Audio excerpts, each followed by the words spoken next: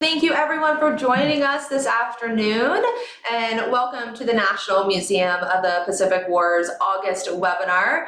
My name is Jacqueline Mertz. I am the Museum Programs Coordinator, and today we have a great webinar prepared for you called Mary Sears and the Race to Solve the Ocean.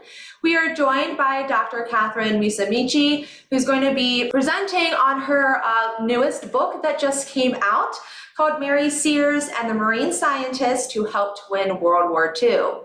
So we're very excited that Dr. Musemeche has joined us today. So I'm going to go ahead and pass this on to her. Thank you. Thanks so much, Jacelyn. And I would like to thank the audience for participating today. I'm very pleased to be here to bring you the story of Mary Sears and a group of marine scientists who worked behind the scenes during World War II. Our story begins on December 7th, 1941, when the Japanese attacked Pearl Harbor. Not only did they kill or injure 3,500 servicemen, they also damaged and destroyed 19 Navy ships, including 8 battleships, and they put 180 aircraft out of commission. This attack was not the fatal blow to our Navy that the Japanese intended, but it did cripple naval and air strength in the Pacific.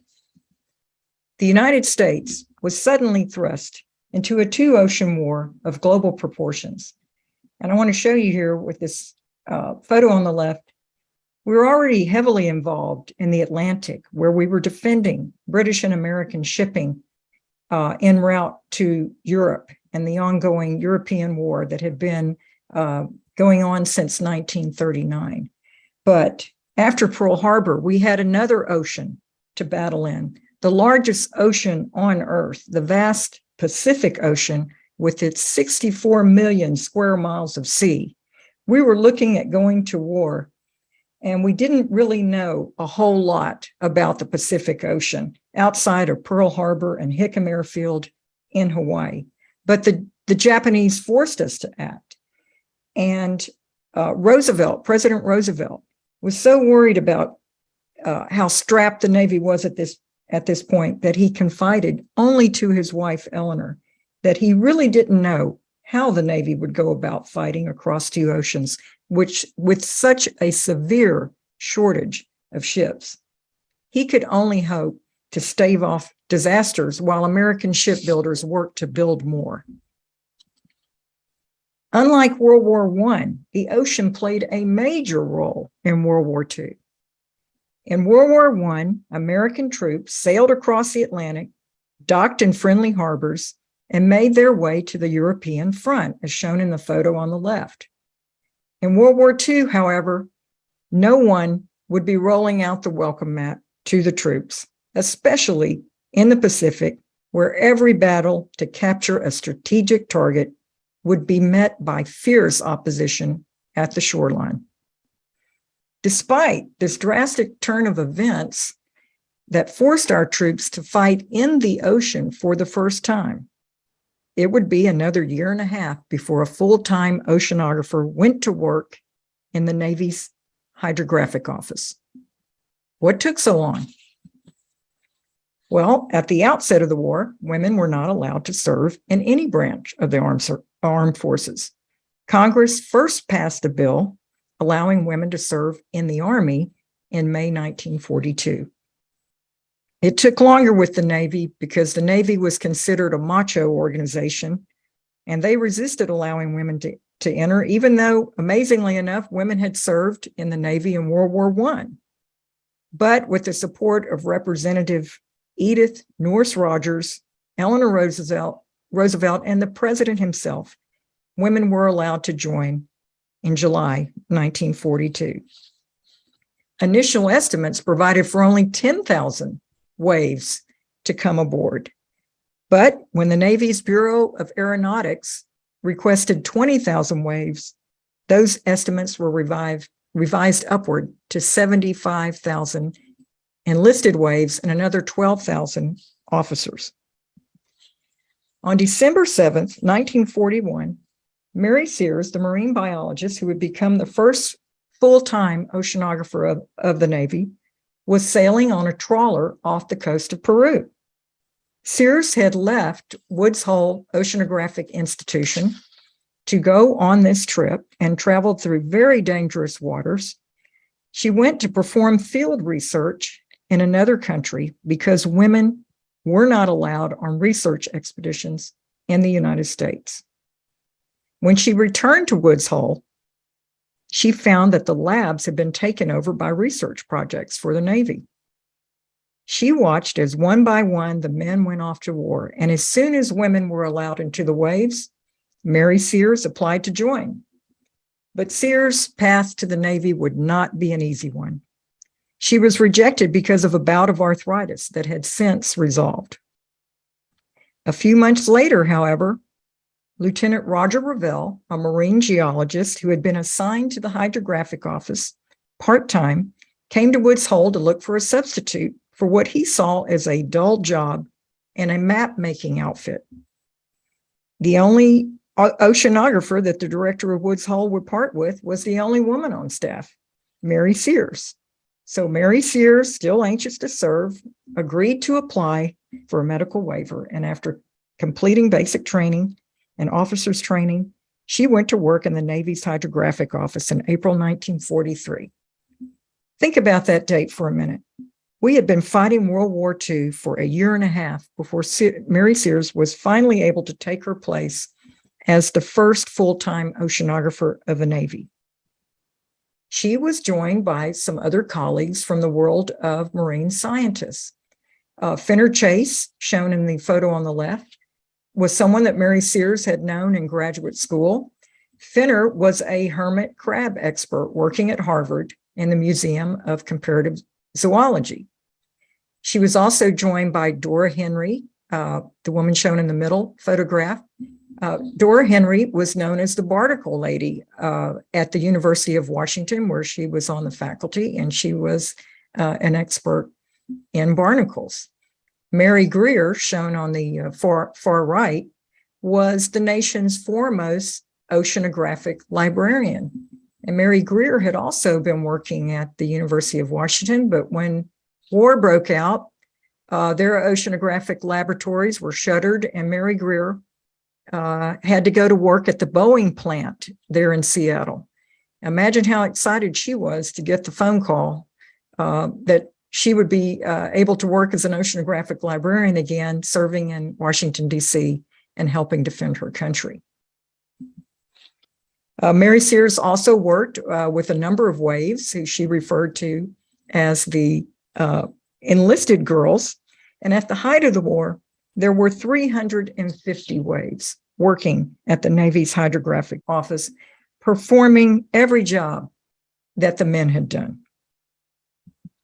And one of the more interesting projects that Mary Sears worked on were the cloth rescue maps for aviators. Because airplanes were still a relatively new mode of transportation, they suffered from frequent mechanical failures. And of course, they were being shot at. So there were lots of air crashes at sea. And in an ocean as big as the Pacific, it could be difficult to locate them. So Mary Sears and her colleagues worked on these maps. And these maps had to be formulated out of special material, some type of nylon, so that they would be waterproof.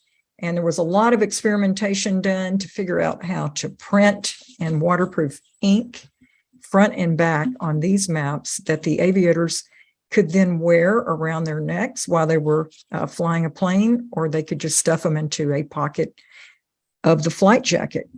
And these maps showed the direction and the strength of currents so that the men could hopefully paddle their way to friendly shores.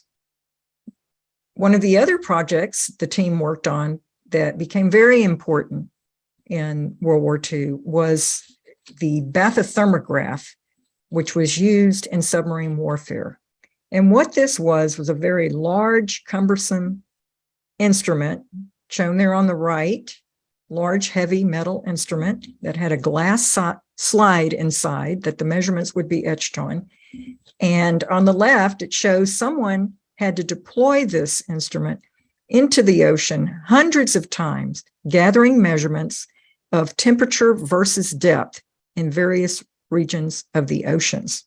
But what this data allowed submarine captains to do is to find thermoclines, which were changes in temperature in various layers of the ocean.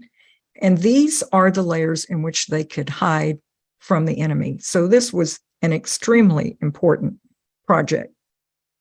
The Joint Army-Navy Intelligence Studies, the JANIS studies, was probably the major project that Sears and the marine scientists worked on in the Oceanographic unit. And what these studies were, they did not exist at the beginning of the war. This is something that got started after Mary Sears was working in the Oceanographic office for several months. And these were studies that the Joint Chiefs wanted. They were comprehensive intelligence studies, and they needed these for war planning. It's almost inconceivable that this information did not exist at the outset of World War II, but it did not. So they had to hurry up and catch up. And Sears and her colleagues were responsible for compiling information for Chapter 3, Oceanography, which included data on up to 33 oceanographic parameters, some that you'll recognize like tides, waves, currents, bottom sediments, but also things like bioluminescent algae that would light up submarines or ships at night. The JANIS program was still in its infancy and suffering through some major growing pains when the amphibious campaign in the Pacific got underway. And consequently, Sears and her group did not prepare detailed oceanographic intelligence for every single target. And they did not prepare it for the Battle of Tarawa, for instance, which took place on November 20th, 1943. And the problem at Tarawa was this obstructing coral reef right here. Tarawa was an atoll. It was a string of islands in kind of a circular configuration. And the fact that there was this coral reef and that the landing boats had to somehow get across it was a complicating factor. And so as war planners were planning the operations to assault Tarawa, the question was, would the tidal levels be high enough for the landing boats to get across the reef? The landing boats, which were called Higgins boats, needed a 4-foot draft. That is, they needed a minimum of 4 feet of water to float across this obstructing barrier reef. Unfortunately, the only available nautical charts, which could somehow help predict the tides, were over 100 years old. So the military consulted foreign experts and locals for tidal estimates. And they were assured that no matter what, there would be at least 4 foot of tide. But they also acquired a limited number of amphibious tractors, what are known as amtracks or LVTs, which at that time were very new. They were just being developed. And they acquired these tractors with the thought that if some of the boats did get stuck for some reason, they could ferry the men across on these tractors.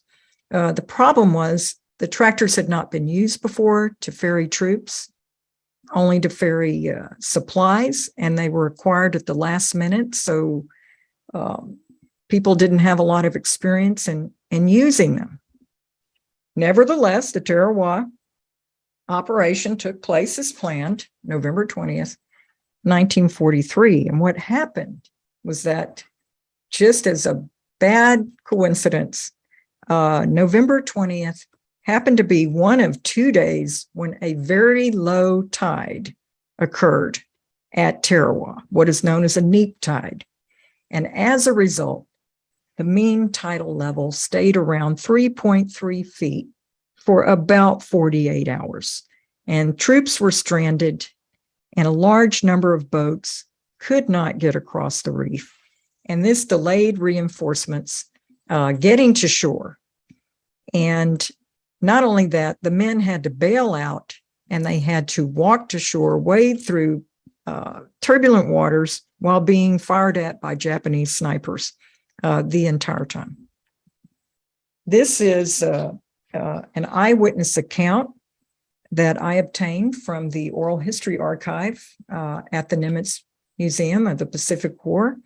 And this gentleman, Charles Pace, had been a 17-year-old machine gunner from West Virginia, and he had been in a ship watching what was going on as the troops tried to disembark at Tarawa. And he recalled a sight that had forever been seared in his memory. And here's what he said. We'd watch these lines of Marines climb out of the Higgins boats as they worked up to the reef and then try to walk ashore. And occasionally we'd see a man disappear. Then maybe 2 or 3 men away, another man would disappear and they would just drop into the water. These men were being picked off by the machine guns. Tarawa left high casualties, stranded boats. These are corpses strewn about, both American and Japanese. And the amtracks that the Navy had hoped would solve the problem were very inadequate to do so because they were shot at too, and they were not armored. And they blew up. Many of them blew up before reaching shore, killing all the men aboard, and others of them just crashed hopelessly into the shore bank. As a result of Tarawa, there was a lot of bad press, as you can imagine. And Admiral Nimitz, shown here, in the aftermath of Tarawa, he visited the scene and was dismayed by what he saw.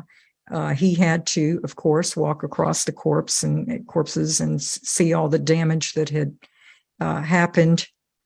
And though privately, of course, he supported the troops and lauded the victory there privately, publicly, he supported the troops. Privately, he was anguished by the incredible loss of life. Tarawa was the bloodiest fight in Marine Corps history, costing the Americans 1,026 lives and 2,500 wounded. So after Nimitz visited, there were, of course, Senate Naval Affairs. The Congress was investigating and asking, was this really the right way to go about fighting the war? These amphibious landings seem to be very dangerous, and are they a good idea or not?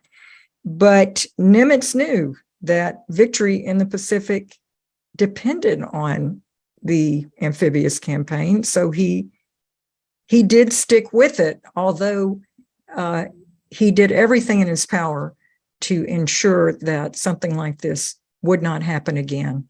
And even though there were other mishaps, they were not quite on this magnitude.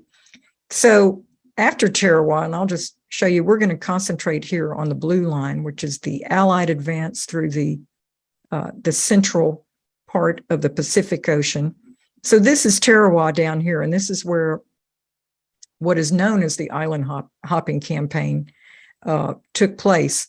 So what this meant for Mary Sears and her group of oceanographers was that after Tarawa, they were tasked with aligning their reports with the next targets as they came up so that they would match with where the troops were going, and so that the troops would have the information in time to make adjustments. They didn't always prepare reports, and Iwo Jima was one place where they did not, because Iwo Jima was substituted in place of Formosa, and they did not have time. And again, there were problems at Iwo Jima with a rough surf that caused landing boats to splinter. As you can see here, this is not what the troops were hoping for. And then the other problem at Iwo Jima was this deep, soft, black volcanic sand. And vehicles could not make it through this sand, and neither could the men that tried to march through. They had to crawl up it on their hands and knees. And you can imagine that this slowed the operation and complicated it. So there were a series of these amphibious assaults And the last major amphibious assault was Okinawa. And that was the one where everything came together. By the time Okinawa unspooled in early 1945, the equipment was better, the oceanographic intelligence was better, the troops were more experienced. And at this particular landing, the calm seas, cooperative weather resulted in a textbook landing with minimal complications. And the now armed amtracks were able to speed to shore. Throughout the war, the Oceanographic unit compiled approximately 20 large-scale oceanographic reports for the JANIS program, all of which were in or near the Pacific Ocean areas. By necessity, this included countries that we did not invade during the war. They did huge reports on China, reports on Japan, which we did not ultimately invade because the U.S. bombed Hiroshima and Nagasaki, and the Japanese surrendered. Korea. So we did all these reports, but these reports were put to good use anyway after Japanese surrender, because the next operation was Operation Blacklist, which was to facilitate the occupation of Japan and to assist in retrieving prisoners of war. There were approximately 140 prisoner of war camps scattered throughout the Far East, holding 36,000 POWs. And a critical part of the post-war mission was to locate these prisoners of war and evacuate them as quickly as possible. After the war, Admiral Nimitz issued a commendation to Mary Sears, and I'd just like to read a little bit of this. In your capacity of oceanographer, you were frequently called upon by the Joint Chiefs of Staff to furnish critically valuable information for use in combat operations. Your performance of all these duties was at all times exceptional and beyond the high standard normally expected. After the war, Mary Sears returned to the Woods Hole Oceanographic Institution, where she joined what was largely an all-male staff. She served as the clerk of the Woods Hole Corporation, and she continued to use her skills compiling data to create a collection of over 250,000 index cards. People would come into her office and make jokes about how that collection was growing. And these were published in a 15-volume oversized collection, the most comprehensive oceanographic index ever created. But Sears did even more. She helped organize the field of oceanography by directing the first International Congress on Oceanography that was held at the United Nations in New York City. And she co-edited the first major oceanographic journal called Deep Sea Research. Another legacy of Sears' tenure as head of the Oceanographic unit was the continued growth of naval oceanography. Sears started at one desk at the Hydrographic office and grew into a 15-person unit. And now today, the U.S. Naval Oceanographic Office, called NAVO Oceano, is a part of the Stennis Space Center in Bay St. Louis, Mississippi, with over 1,000 employees who provide oceanographic information for all branches of the armed forces. Because Mary Sears worked in naval intelligence, much of her work was classified, and we may never know the true extent of all of her wartime contributions. But in 1999, 2 years after Sears' death, Secretary of the Navy Richard Danzig selected Mary Sears for the honor of having an oceanographic survey ship, the first one named after a woman. And he cited her work reporting the presence of thermoclines that assisted submarines in escaping enemy detection. And this is her sister, her younger sister, Leela, is christening the ship named after Mary Sears. And here is the USNS Mary Sears. While it is somewhat ironic that a woman who was prohibited from sailing on scientific expeditions, and someone who was initially turned down by the Navy, had a naval research ship named after her. Mary Sears certainly deserved the honor for her numerous contributions during the war. One can imagine if she had lived to see the USNS Mary Sears, she would have been both proud and amused. I would like to offer a special thanks to Chris McDougall, the Director of Archives at the National Museum of the Pacific War. Chris was there for me every step of the way in my research and a huge help to me. And I would also like to thank Jacqueline Mertz, the Museum Programs Coordinator, for making this presentation possible. Thank you. Thank you, Dr. Musemeche. That was great. I had the chance to actually read the book, and it was just phenomenal. And I'm really excited that everyone else will be able to get the chance to read this book, because this was just a brief overview of things, and you go into so much more detail. So thank you again for sharing the story with us. I'm going to start off with my first question for you, and that's what inspired you to write a book about Mary Sears? Well, that's a good question, Jacqueline, and it was a combination of things. One of the things was I was actually researching another woman scientist, reading a book that had multiple chapters, and I came across the story of Mary Sears, and I could not believe everything she had done, especially as a woman scientist in the 1940s.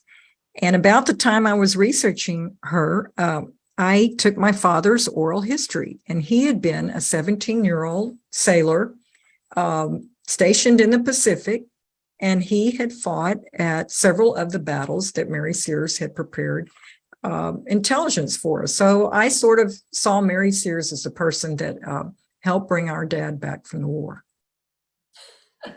That's amazing. So we have a couple of questions from our audience going to go into. So this one is from Michael. He is asking, where was the Navy Hydrographic office located? It was located in Washington, D.C., and then it moved to a suburb called Sweetland, Maryland. There you go. So another question from Sherry. In the photo of Mary at Woods Hole near the end of your presentation, sitting at her desk with the black boxes behind her, there's many specimen jars. She's wondering if you know what's inside of those.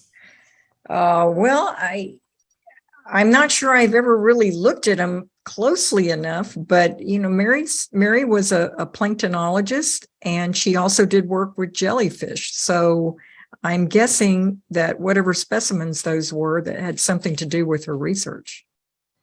This question from Joseph: where did Sears and her team get the data that they collected to create those JANIS reports?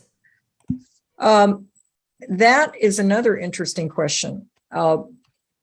Mary Greer would go out to libraries like the Library of Congress and other libraries at government agencies throughout Washington, D.C., and even travel to New York. So a lot of the data were from articles that had been scientific articles that had been published before the war.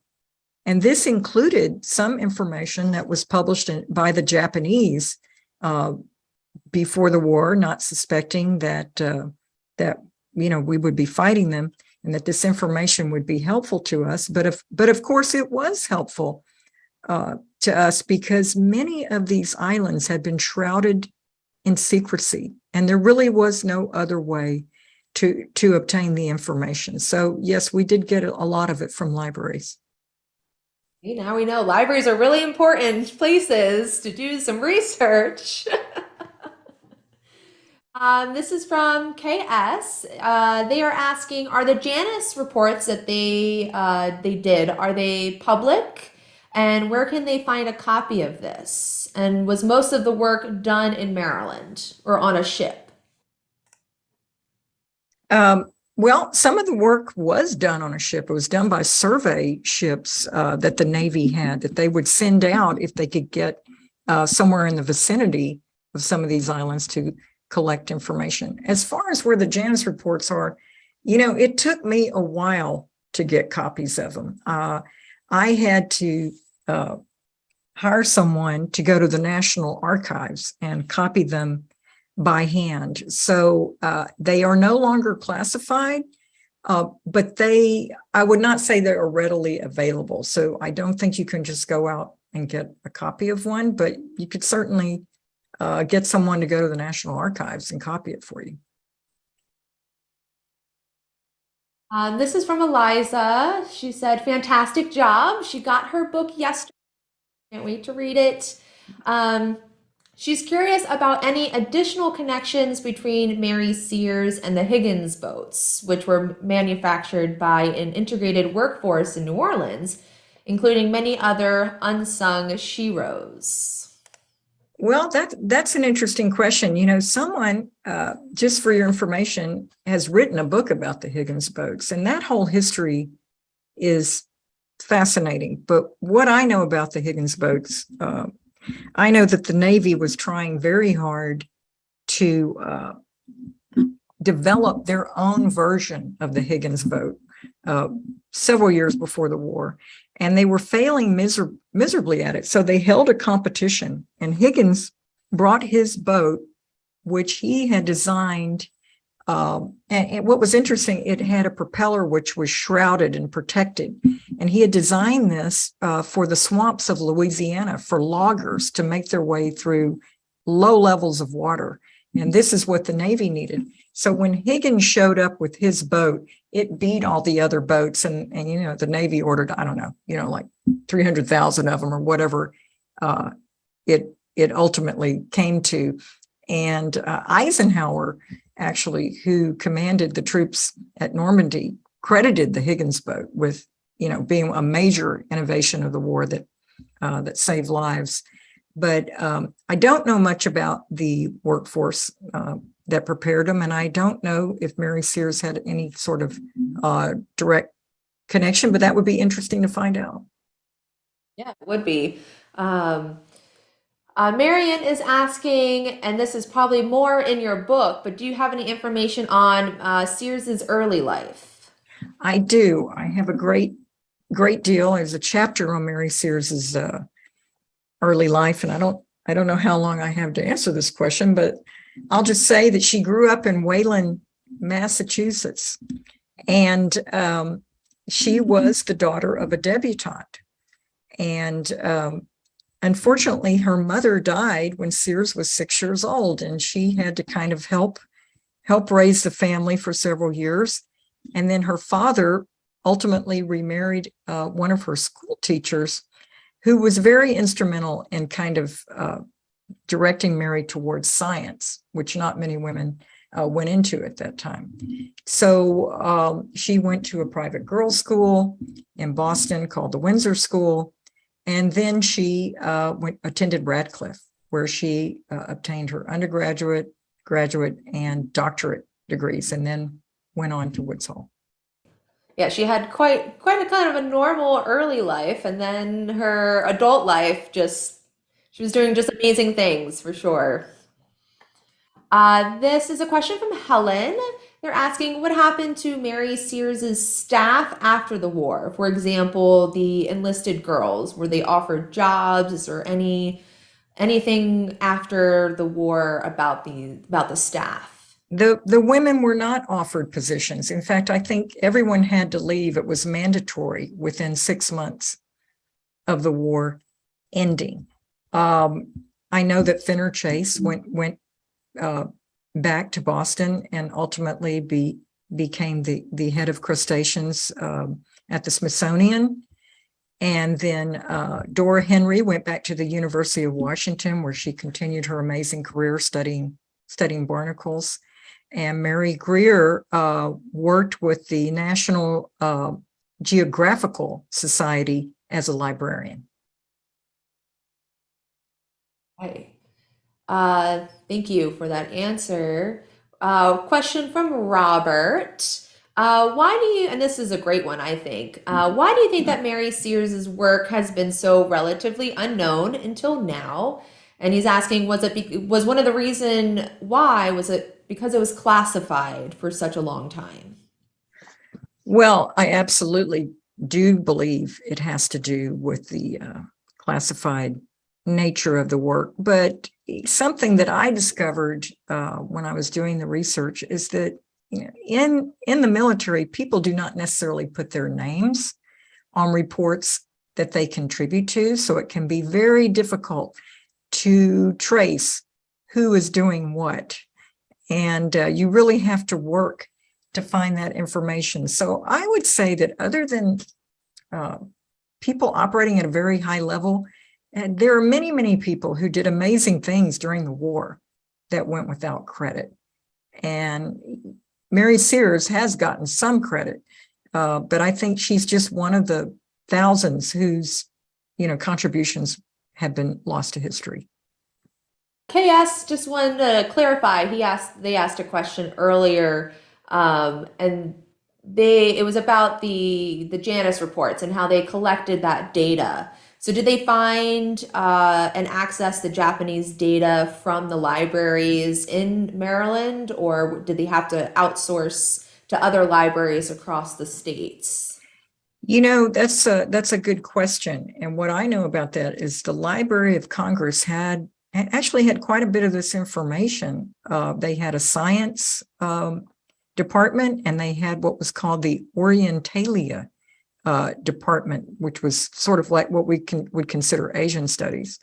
So they had a great deal of it in the libraries. If she knew of it being in other libraries, of course, she knew a lot of librarians who worked in the science field because she had worked in it her entire career.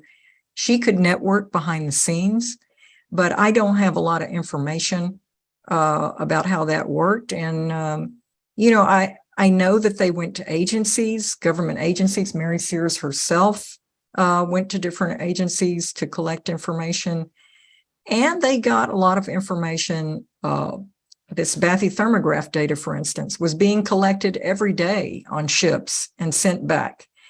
And so there were numerous sources for the data. And the key thing was that this core group of people had to sift through all the data and figure out, what did the war planners really need to know?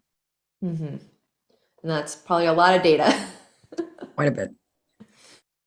So I had another question. Was there any part that was left out of the final published book that you regret that didn't make it in? If anything, I think my editors probably think I put too much in. I don't think anybody has said, "Oh, I wish you'd written more about X, Y, or Z." I think I pretty much put it all in there. So I can't think of anything off the top of my head. That's a good question, but I don't have an answer for it. Oh, there with that one. So do you have any future book ideas that deal with World War II or the Pacific Theater that you have in mind? Well, I would like to revisit World War II, and I do have some book ideas. I'm not really at the stage where I can share them, but when I can, I'll certainly get back to you. Yes, please do. I mean, this book was really great read, very easy to read, very informative. I really think our audience would really, if you haven't already, please order it or get it from your library, do something because it's just fantastic. I know in our chat part, somebody was saying that there was an article actually about Mary Sears in this month's issue of the Smithsonian Magazine. Yes, there was. The Smithsonian got interested in an article, and I worked with the editors there to put together this article, and they were just an amazing team. They're not just editors; they're all historians, and that shows. So that came out in the July-August issue of the Smithsonian. Anything you would like to say to our audience before we sign off? Well, I just appreciate everyone coming today and asking such great questions and participating. And I thank again the Nimitz Foundation and the National Museum of the Pacific War for having me. Thank you again for joining us and for telling us this forgotten story in a way. We really hope to have you join us again with another book on your plate whenever you get there. And again, don't forget to visit our website, pacificwarmuseum.org, for upcoming events and programs. Thank you again, everyone, and we hope you enjoy the rest of your afternoon.